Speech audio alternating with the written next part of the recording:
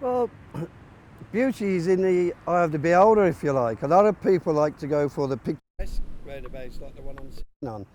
Other people who are functionalists, if you like, would go for the magic roundabout in Swindon, which is the white knuckle ride of all roundabouts. It's a real maelstrom of motordom, if you like. So to define a roundabout, it has to be a one-way gyratory. Some people say the M25 is a roundabout, but that's not correct. It goes in two directions. So it has to go in a one-way directory to classify as a roundabout. That's brilliant.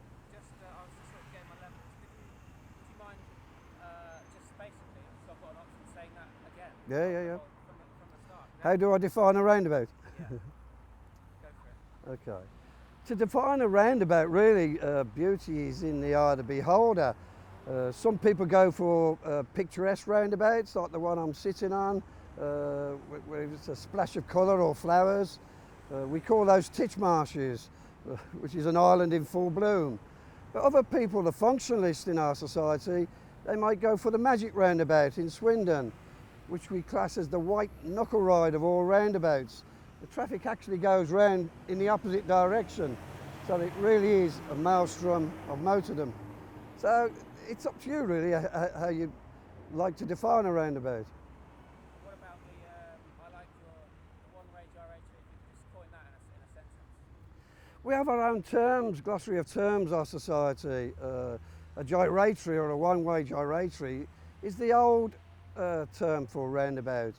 It was a French invention really back in the early 1900s, and they called them gyratories.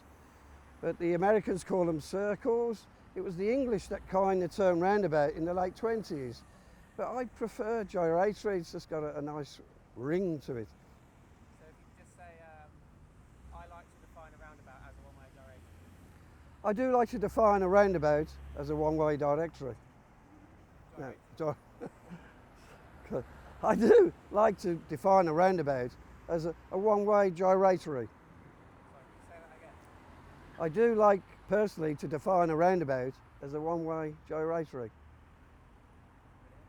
So could you just talk about how you founded the site?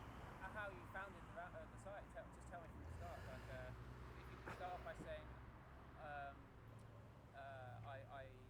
I decided to form the roundabout. Okay. Okay, our society started back in 2003. I ran a small printing company, and each year we gave out calendars, and we wanted to come up with something totally unique. We was fed up of David Beckham and six-pack firemen and Jordan calendars. So we thought the town where I live, which is Redditch, what's it most famous for? And it was roundabouts. That's all we got going for us, if you like, in the new town of Redditch. What I didn't realise was how popular these calendars were going to be. They literally sold around the world. But then I got other people contacting me, other gyratory enthusiasts, disciples if you like, and I began to love these roundabouts, and they took on an entirely different picture for me. Okay. Could you give me your line about being in a roundabout as an oasis in a sea of Okay. I see a roundabout as an oasis on a sea of tarmac. This roundabout here perfectly sums up that picture, if you like, because we're on a roundabout that's quintessentially English. And the whole beauty of a roundabout is they're so expressive. You can put anything on a roundabout. And I've seen windmills, pubs, trains, boats, planes, cinemas, duck ponds, you name it, anything can go on a roundabout. And that's what makes them so special. But I think what makes them so special to the English is they're so quintessentially British in the fact that they're not like robotic fascist traffic lights. You have to go and approach a roundabout at your own chosen speed. You choose the lane where you approach that roundabout, you choose the gap in the traffic, and you gently follow that gyratory flow and leave at your own chosen speed at your own exit. And that's why the Brits love roundabouts, I think. We're not told, like traffic lights, what to do, when to stop, when to go. And I think it's a system that relies on a certain decorum and etiquette, which is what we're famous for, the Brits. So when you go abroad, is a roundabout some kind of home? Do you feel like a sense of home?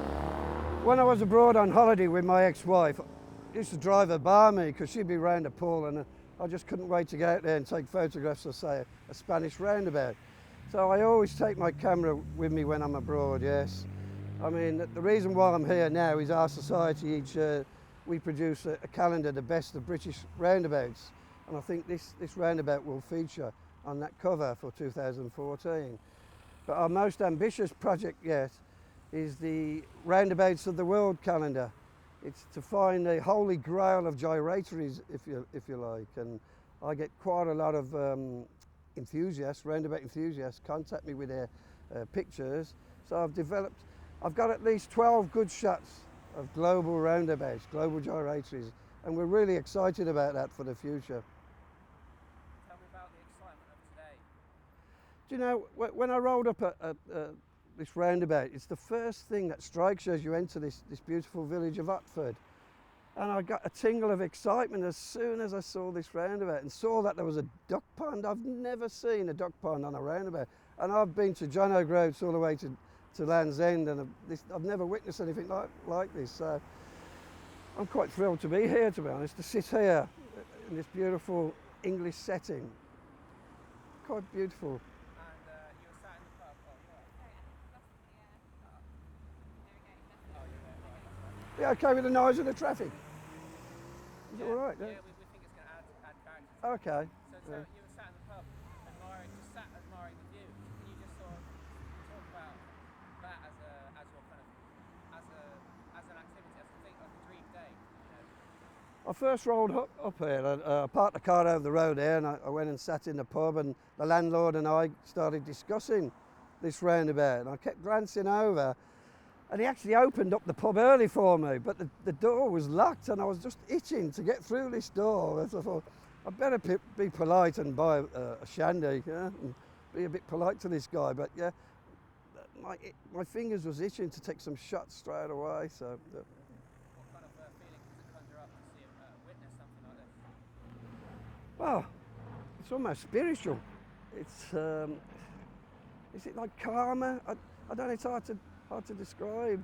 Zen-like quality, I think, with a roundabout. That's what I describe it, a Zen-like quality. Just made that up. Just came into my head. What kind of stuff does the Appreciation Society do? What do you offer your members? What kind of activities do you get up to? Our society, we're based along the lines of Eddie Stobart. We give a newsletter out, we give a calendar free, a t-shirt, coasters, but we also swap data. The actual meetings where we decide what roundabout actually goes in the calendar can get quite heated. It is a democracy to a degree, but at the end of the day, I'm the president of the UCRAS. I'm also known as Lord of the Rings, and my decision is final. So otherwise we'd be there all week choosing the perfect roundabout.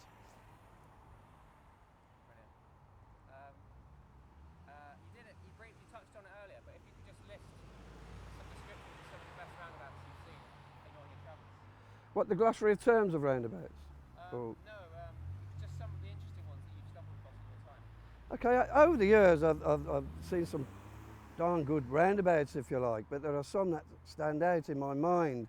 I've already mentioned the Magic Roundabout in Swindon, but there are more aesthetically pleasing ones, if you like. There's the Bath Regency Roundabout, which you could almost hear the crack of leather on willow with that roundabout. It's beautiful, elegant roundabout.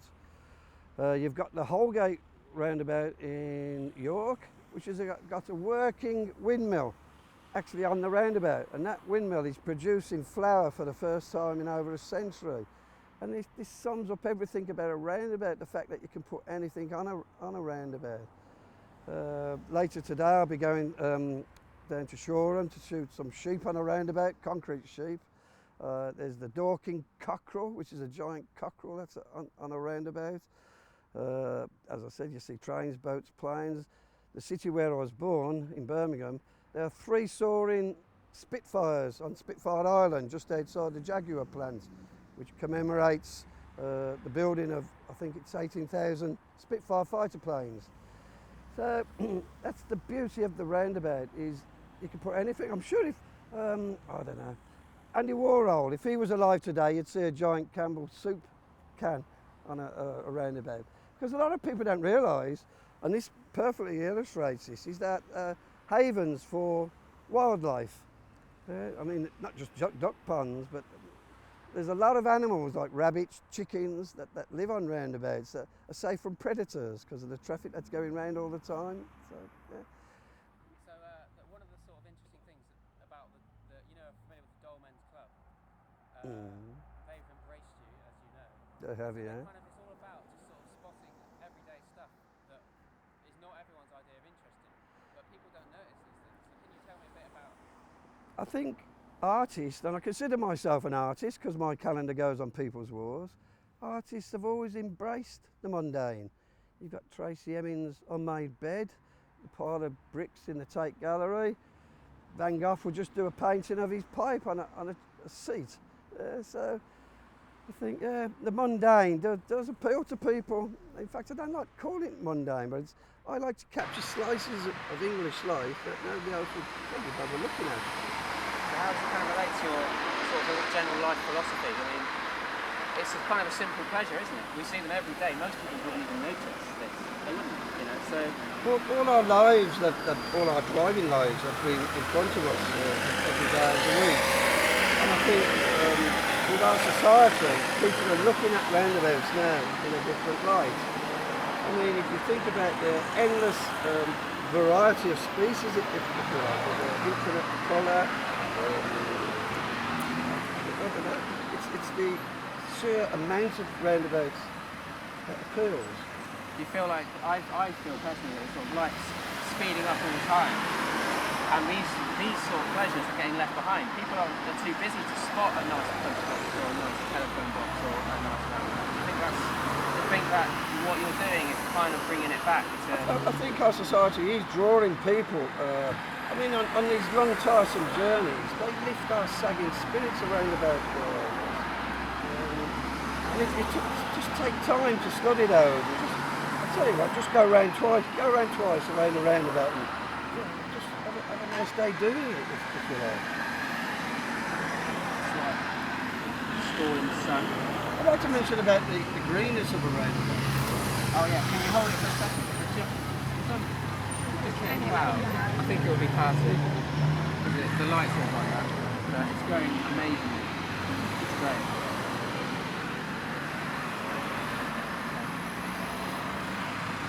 We're the first cloud all day. Yeah. Always the way. It's moving quite fast. Yeah. It'll be alright.